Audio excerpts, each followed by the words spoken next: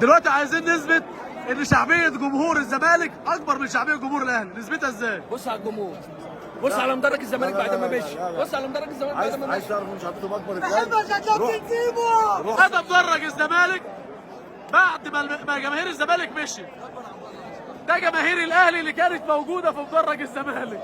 ده الملعب كله اهو جماهير الاهلي موجوده، جماهير الاهلي موجوده في مدرج في الملعب كله في الجزء بتاعنا، وده جمهور الاهلي اللي كان موجود في مدرج الزمالك لسه موجود. هما بالظبط كانوا 5000 واحد من 23000 اللي حاضروا. دي الشعبيه اللي في المهلبيه وفي البليله الخليجيه. بقول لك احنا الاكثر شعبيه في الخليج. عايشين في الوهم، وهم اسمه الشعبيه. والله العظيم ثلاثه كلهم شبه بعض. بقول لك احنا الاكثر شعبيه في الخليج، يمكن الخليج نعمه.